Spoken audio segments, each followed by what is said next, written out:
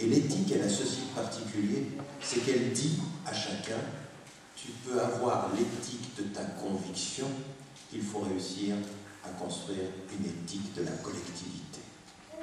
Mais il n'est jamais dit que parce que nous sommes dans la collectivité, il n'y a pas de place pour l'éthique de la conviction et de l'éthique personnelle. Ça n'est pas de refuser d'avoir une éthique, c'est de savoir comment on la partage avec d'autres. En d'autres termes, méthodologiquement, comment on la traduit. Alors si on vous met systématiquement dans une situation de minorité, vous allez traduire votre éthique dans la minorité vis-à-vis de la majorité. Mais si vous sortez et que vous posez la méthodologie qui est de dire que voulons-nous, et qu'on pose non plus la question de l'intégration, mais de quel type de contribution à la lumière de quels objectifs, tout change. Et c'est ce dont je me suis aperçu avec beaucoup de gens qui, dans l'interprétation des textes, on n'était pas d'accord sur l'interprétation, mais souvent quand je leur dis, laissons les textes, quel objectif, qu'est-ce que vous voyez? Ça a été l'intuition profonde dans la tradition musulmane légale de ceux qui sont passés du fiqh au maqasid, de la loi aux objectifs.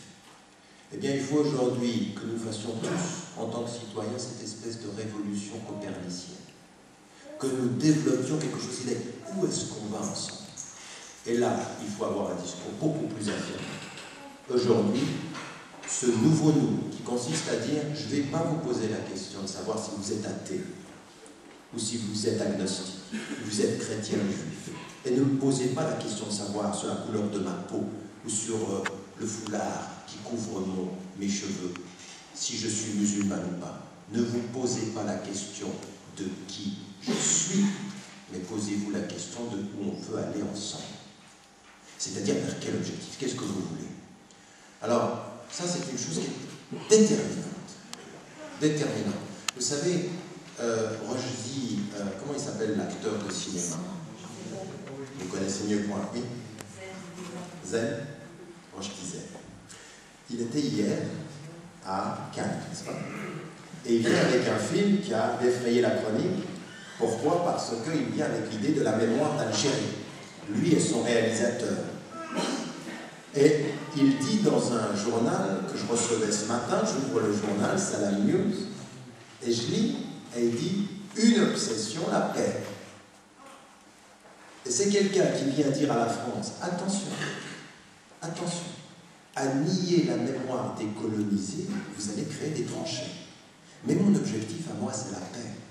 C'est-à-dire, je rappelle ce que fut la mémoire des victimes, pas pour vous considérer éternellement bourreaux, mais pour vous obliger à reconnaître que ceux qui furent colonisés ont la même dignité, c'est quand vous aurez reconnu que nous irons vers la paix. Votre reconnaissance est une garantie de paix. Nier l'oppression n'est jamais une garantie de paix. Donc en fait, on peut comprendre l'attitude de rappeler le passé si on a un clair objectif. Qu'est-ce qu'on veut? On veut entretenir l'idée qu'il y a des bourreaux, ou est-ce qu'on veut réconcilier au-delà du passé pour aller ensemble vers l'objectif de la paix? Le même homme, à Cannes, est rejeté parce qu'il rappelle, et il écrit un journal où il dit « Je veux la paix, c'est ça qui m'intéresse ». Mais moi, c'est ça qui m'intéresse aujourd'hui. C'est pouvoir parler à l'intérieur de la société française en disant « Vous n'allez pas me faire tomber dans le piège de cette liste de questions totalement stupides où on va me dire est-ce que tu es un modéré musulman, est-ce que tu es un fond ?» Ça ne m'intéresse pas. Ce qui m'intéresse aujourd'hui, c'est avec toutes les forces politiques de ce pays, de les pousser à arrêter l'islamisation des questions, la culturalisation des questions. Revenez aux vraies questions, qui sont les questions essentielles. Les questions essentielles, c'est que moi, comparer la France à l'Angleterre en disant nous avons la laïcité qui est extraordinaire alors qu'ils ont le multiculturalisme, je dis ça va, on n'est pas des idiots. Et on voit toutes les défaillances de tous les systèmes. Il n'y a pas un système parfait. Quand on vient me dire à moi, ah, nous sommes contre le communautarisme, contre les ghettos, je dis venez dans quelques cités, je vais vous montrer comment ça s'appelle un ghetto. Venez regarder ce qu'on fait sur le plan social, et eux, ils le font sur le plan ethnique. Dans les deux cas, c'est de la ségrégation. Dans les deux cas, vous êtes marginalisés. Dans les deux cas, vous êtes arabe avant d'être français, vous êtes musulman avant d'être français. Donc arrêtez de construire un idéal qui n'existe que dans les salons parisiens. La réalité est tout autre. Comment on veut? Qu'est-ce qu'on veut? Ce qu'on veut, c'est briser ces ghettos. C'est briser ces ghettos. Alors, la première des choses, c'est d'être capable de ne pas tomber dans le piège de discussions oiseuses et de verbiage sur les mots. Alors, en tout cas, certains me disent, est-ce que vous êtes pour le multiculturalisme? Je dis, moi, je ne suis que pour une chose, je regarde devant moi, il y a du pluralisme dans la société. Je suis pour le pluralisme. Maintenant, vous pouvez utiliser multiculturalisme, laïcité. La laïcité, qu'est-ce que c'est? C'est le système légal qui permettait la diversité religieuse, culturelle et philosophique dans ce pays. C'est ça, la laïcité d'abord. C'est pas une nouvelle église, c'est pas une nouvelle chapelle, c'est pas un temple. Comme me le disait Finkielkraut, il disait, l'école c'est un temple. Je ne savais pas. Ce n'est pas un temple. L'école, c'est le lieu de la pensée critique, de la pensée libre, c'est le lieu où on assimile, on critique et on libère son intelligence. Donc, simplement pour qu'on soit clair là-dessus, c'est partir des faits. C'est pour ça que je vous ai dit les faits et les chiffres. Et les faits, ils sont solides, et ils sont puissants, et ils s'imposent à notre intelligence. Société plurielle. Et la société plurielle, ça veut dire que nous avons des mémoires différentes.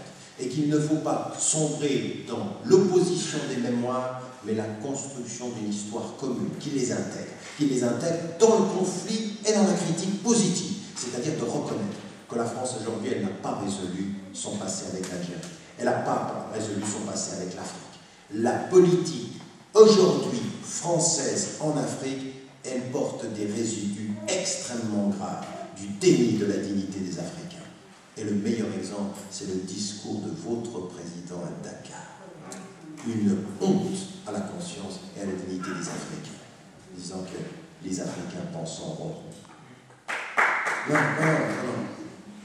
Vous voyez ce que je veux dire? C'est-à-dire que là, à partir de ce moment-là, il faut vraiment qu'on développe un discours qui soit vraiment ici critique, c'est-à-dire de la dignité, société plurielle, c'est-à-dire la reconnaissance de la diversité religieuse, la reconnaissance de la diversité culturelle, et avec ceci des mémoires.